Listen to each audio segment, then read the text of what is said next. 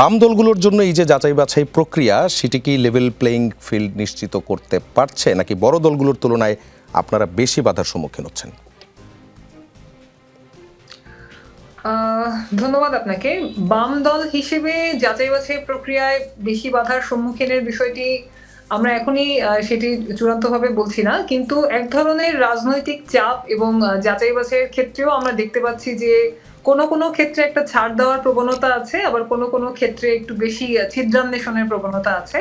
আমি যদি বরিশালের কথাটাই বলি, বরিশালে যখন আমাদের যাচাই বাছাই হয়েছিল, আপনি হয়তো জানেন, আমার যে মনোনয়নপত্রটি সেটি স্থগিত করা হয়েছিল, সেটি শুধুমাত্র একটি স্বাক্ষরের কারণে।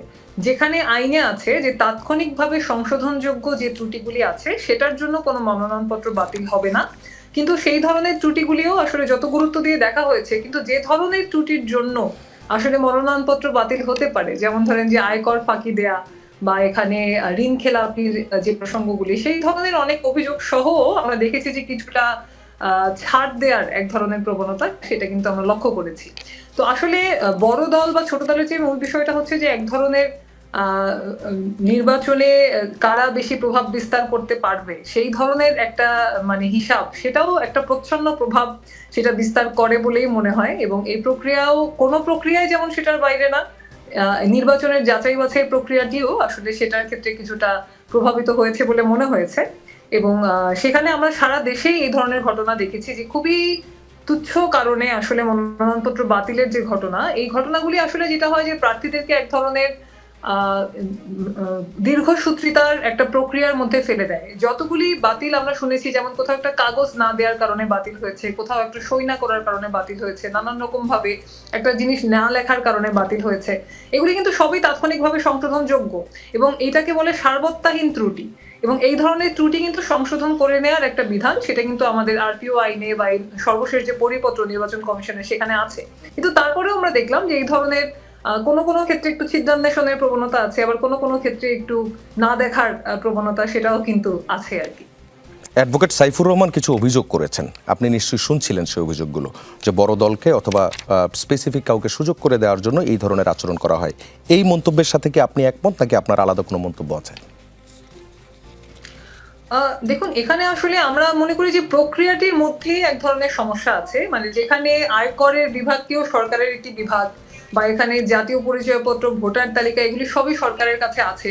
সেখানে এই যে এত প্রাগৈতিহাসিক পদ্ধতিতে এই যে ডকুমেন্টস দিতে হয়, এই যে হলফনামা দিতে হয়, বা এই যে বিভিন্ন রকম কাগজপত্র করে স্ট্যাম্প পেপারে রিনিউ, মানে এই রকম ভাবে যে একটা প্রক্রিয়া, এটা খুবই গতানুগতিক একটা প্রক্রিয়া এবং খুবই প্রাগৈতিহাসিক পদ্ধতির একটা প্রক্রিয়া। এই প্রক্রিয়া আসলে মানে এখন এটাকে রাখারই আসলে কোনো মানে এটাকে আরো অনেক আধুনিকায়ন করা যেতে পারে এবং সেখানে একজন প্রার্থীর সব ডেটা তো সরকারের কাছে আছে, তারা সেটাকে শুধুমাত্র চেক করবেন। তো সেই জায়গায় বারবার করে এই যে বিষয়গুলি সামনে আসা, তো সেখানে আমার মনে হয় যে এই ধরনের প্রক্রিয়ার মধ্যে এটাকে কিভাবে আরো সহজ করা যায় সেটা নিয়ে ভাবনা চিন্তা করা যেতে পারে। এবং সেটার মধ্য থেকে আসলে নির্বাচনে দাঁড়ানোটা শুধু তো মনোনয়ন যাচাই বাছাই না, এই যে ধরেন যেটা ছিল 20,000 টাকা জামানত, সেটাকে করা হয়েছে 50,000 টাকা। এবং একটা সিডি যেটার দাম হয়তো ছিল 5,000 টাকা, সেটাকে যেমন আমারই সেটা 20,000 টাকা দিয়ে কিনতে হয়েছে বরিশালে, কোথাও সেটা 17,000 টাকা, কোথাও। এইভাবে যে আমাদের মানে নির্বাচনটাকে একটা ব্যয়বহুল, একটা খুবই জটিল, একটা খুবই মানে ক্রিটিক্যাল একটা বিষয় বানিয়ে এখানে আসলে একদিকে কোটিপতিদের এবং একটা এলিট ক্লাসের এক ধরনের নির্বাচনটাকে তাদের হাতে কুক্ষিগত করারই নানান রকম প্রক্রিয়া হিসেবে এই প্রক্রিয়াগুলি করা হয় বলে আমরা মনে করি। আপনি এলিট ক্লাসের কথা বলছেন, আবার আপনি হলফনামার বিষয়টা উল্লেখ করলেন। আমি এখানে একটা প্রশ্ন করতে চাই, সেটা হচ্ছে আমি বেশ কয়েকদিন যাবত লক্ষ্য করছিলাম হলফনামাগুলো, হলফনামায় যে তথ্য দেওয়া হয়, বিশেষ করে সম্পদ এবং উপার্জনের যে তথ্য দেওয়া হয়, তাতে প্রার্থীরা নিজেদেরকে এত গরিব হিসেবে কেন দেখান? এটা কিন্তু বিশ্বাসযোগ্য নয় মানুষের কাছে। দেখুন, কে কি দেখিয়েছেন সেটা তো তিনি ভালো বলতে পারবেন যে তিনি কেন দেখিয়েছেন। এখন আমরা তো মনে করি যে আমাদের যারা সত্যিকার অর্থে গরিব মানুষের রাজনীতি করেন তাদেরই আসলে বেশি করে হচ্ছে রাজনীতিতে আসা দরকার। কিন্তু রাজনীতিতে এসে গরিব না হয়েও যে এক ধরনের গরিবত্ব দেখানো, সেটা তো আসলে খুব শুভ উদ্দেশ্য থেকে তারা করেন বলে মনে হয় না। এবং সেখানে আমরা বারবারই দেখি যে সেরকম ঘটনাও যেরকম আছে, আবার আমরা সব রকম গরিব দেখানোর পরও আমরা কিন্তু নানান রকম ঘটনা দেখি যে হলফনামায় 5 বছরের সম্পদ বেড়ে 3 গুণ হয়ে যাচ্ছে। বা এখানে বরিশালেরই একজন আছেন যার মানে তার নিজের আয়ের চেয়ে তার স্ত্রীর সম্পদ অনেক বেশি, এবং এই ধরনের নানান রকম ঘটনা কিন্তু আমরা ঘটতে দেখি। তো আসলে আমাদের রাজনীতিতে তো এক ধরনের দুর্বৃত্তায়ন দীর্ঘদিন ধরে চলে আসছে, এবং রাজনীতিকে কালো টাকা উপার্জনের একটা মাধ্যম হিসেবে তো বিভিন্ন সময় ব্যবহার করা হয়েছে, এবং যে কারণে গত বছর যে মানে লাস্ট যে আমরা সংসদটা দেখেছিলাম সেখানে কিন্তু 90% মানুষ ছিলেন কোটিপতি এবং 2/3 মানুষ ছিলেন ব্যবসায়ী।